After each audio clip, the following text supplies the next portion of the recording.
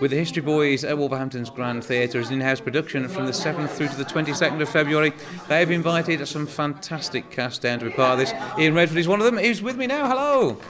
That's me. Got your picture and everything. Yeah. Hello, how are you? I'm good. And looking forward to this one down at the Grand, I take it. Oh, yeah, very much so. Yeah, it's great. I mean, it's very exciting. And when you do a play and it's 2 months before, there's a kind of, you suddenly start getting edgy. You suddenly start thinking, I better do a bit of work on this now. Now, today has made me think I better do a bit of work on this. So I'm looking forward to it. I mean, I know the play, and I've seen the film, and I saw the original production years ago, and I knew Richard Griffiths, which was lovely. So I've kind of got a sort of personal interest in education, as we all have, really. So yeah, I'm looking forward to it enormously. So how do you think some of what you've done before comes to this role? I mean, is there a bit of a streak in there which is going to help you to be the school teacher type? Yeah, I'm pretty bossy. Yeah, I mean, I have, as I say, I've always been interested in education, and I worked. Well, let me see. I worked for a company called Out of Joint for about 20 years, on and off, different things. And as part of my brief, I said I wanted to do the educational workshops. Yeah. So I went into schools a lot. So I've always been interested in going into schools and talking to kids and trying to get them interested in theatre and stuff like that. I also was involved at the National Theatre when they had their, they had the kids coming in doing plays. They put them on. Can't remember at the top of my head what it's called at the moment, but I was an assessor, so I went out to schools that way. So I've always had an interest in teaching. Yeah. So I kind of, and I've done lots of workshops and I've taken lots of workshops.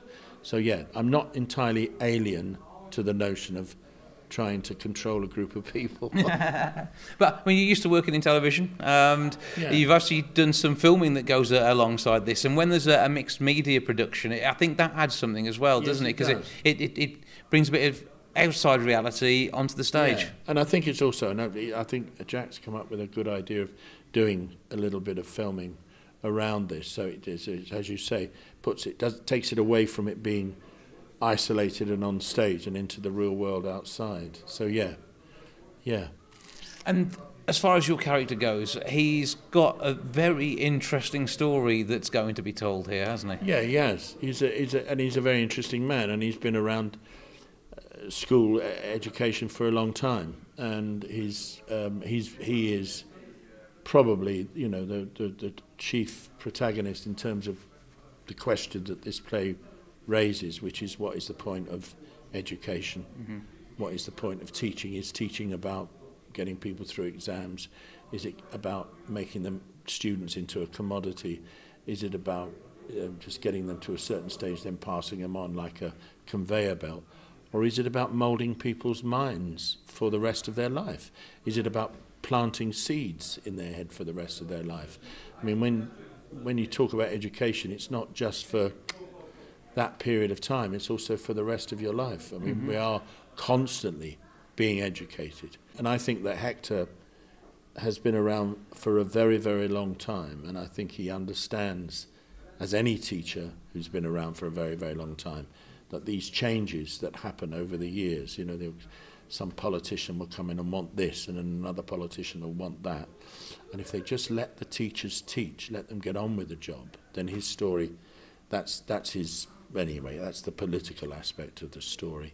But he's also, he's a human being, and he has an affection for his students.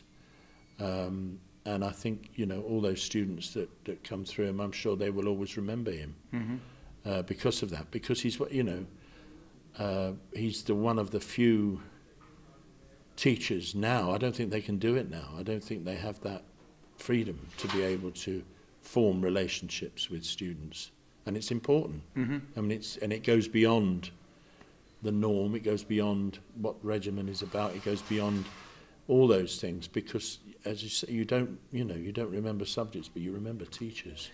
And very well. Yeah, and with the interactions there, I mean, everybody makes some mistakes, some misjudgments in their life, and we get to see that on Sure. the behalf of both the staff and the pupils. Yeah, that's right. And I think that's what's great about Alan Bennett. He doesn't, like all good playwrights and all good writers, he doesn't judge. He doesn't make judge. He doesn't say this bad, that good. It's what a director friend of mine calls the dead hand of certainty. Once you have the dead hand of certainty, we know what this play is about. No, we're all of us capable of extraordinary gifts, and we're also capable of extraordinary darkness as well, and it's a question of actually managing that. And that's, we're talking about a group of adolescents on the edge of adulthood. Exploring who they are and who they want to be. Yeah, that's right. And why they want to be what they want to be. Irwin, ends up in, spoiler alert. Spoilers, okay.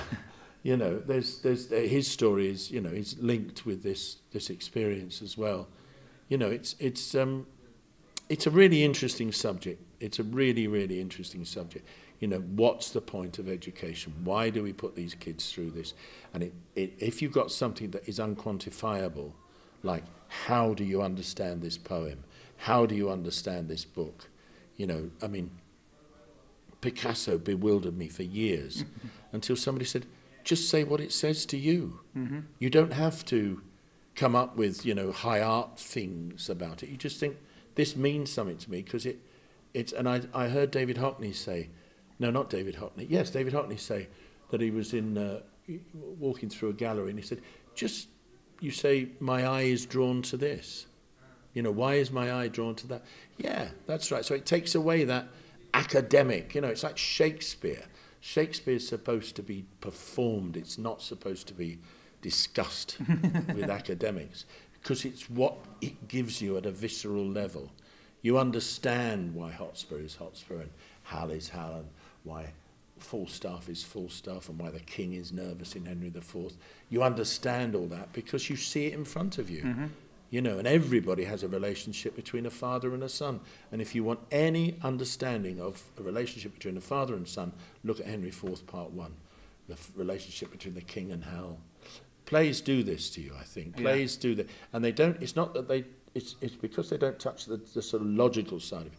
It's this other side, this bit of you that, we comprehend stuff. But we don't understand stuff. We understand stuff in a different way. We comprehend stuff through, what does this mean? What's the theme in this? What does that mean?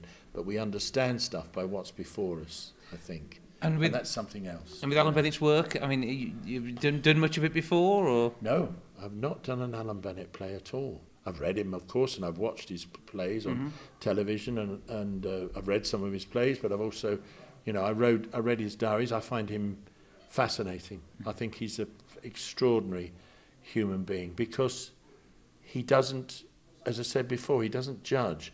He makes it available, but he questions it. He questions it not in an academic way, but in a human way. And it's the humanity of it that is extraordinary, And of all those, that four that were in Beyond the Fringe, I think he's the most interesting, and also, oddly enough, the most political, I think. And particularly as he's got older, he's become more and more political, which is great. Well, we're looking forward to your performance in Wolverhampton Grand Theatre's own in-house production. It is The History Boys from the 7th through to the 22nd of February. 01902 429212 is the box office number. grandtheatre.co.uk to get your tickets. But Breakaway, have a great time, and we look forward to seeing you in the city once more for the play. Thank you very much. It's also very funny. Okay, which is good. Thank you.